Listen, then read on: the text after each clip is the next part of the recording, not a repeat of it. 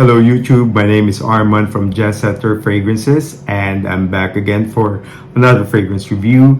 This time around, I will be presenting to you three of my latest fragrance haul. And this is from a niche fragrance brand which I think is probably one of the most popular, most accessible, and most inspiring fragrance brands out there. And it's none other than Jo Malone London.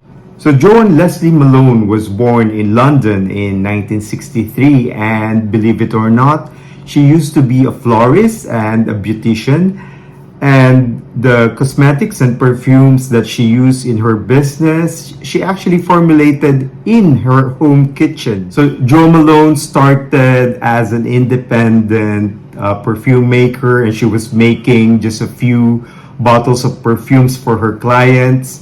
Eventually, one of her clients stumbled upon her perfume business and ordered about 100 bottles. The next thing Jo Malone knew, she built her own business. In 1994, she opened up a shop in London, and it grew eventually. And in 1999, that business, the Jo Malone London name, was actually bought by Estée Lauder. So Jo Malone continued to be part of the Jo Malone London company until she became sick of breast cancer.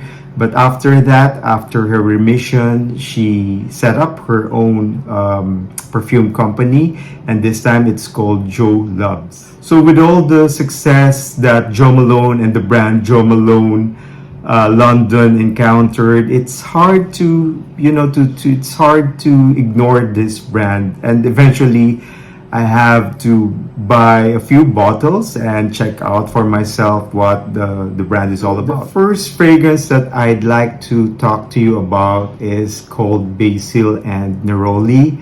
This one is launched in 2016 and it contains the notes of basil, neroli, musk, and vetiver.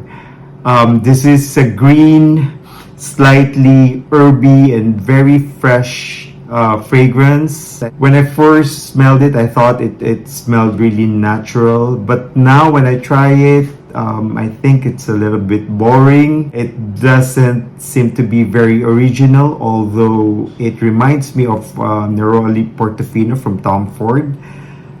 It's again a very natural smelling perfume, but unfortunately the projection is terrible and the longevity is only moderate. This is a fragrance though that I think would appeal to a lot of people, and that's because of its likability.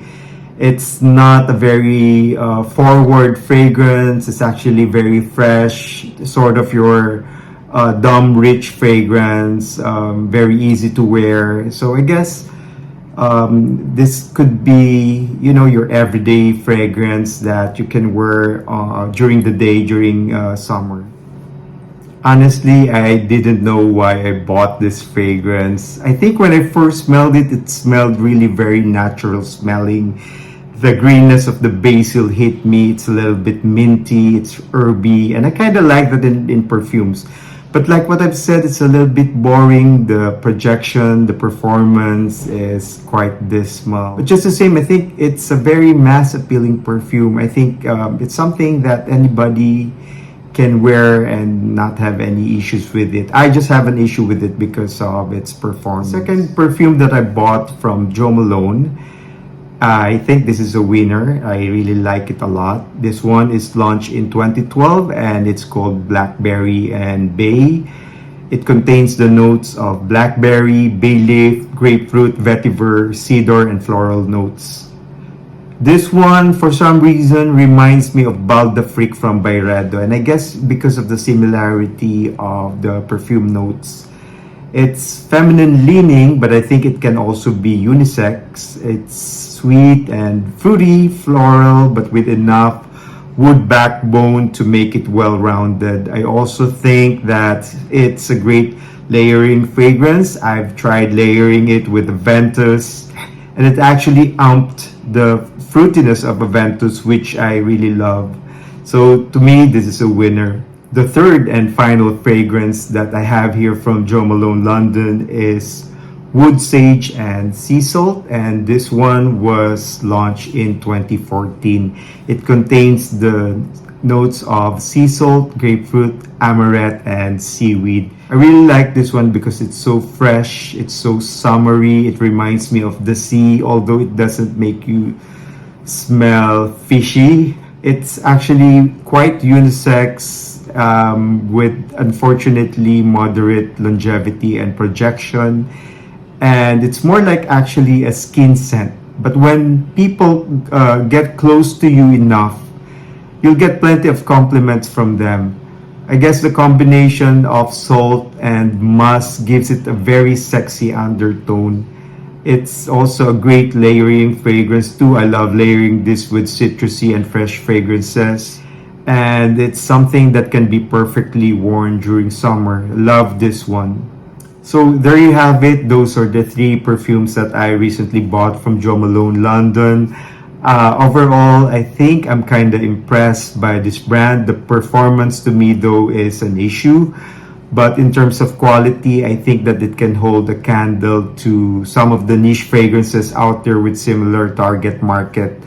If you don't like weak and dainty perfumes, though, stay away from Jo Malone. But if you enjoy something that smells fresh, natural, and not too strong, this brand is definitely for you. Thank you everyone for watching this video. I hope that you'll subscribe to my channel, and I hope that you'll watch some of my other contents, and I hope that I'll see you soon. So goodbye for now.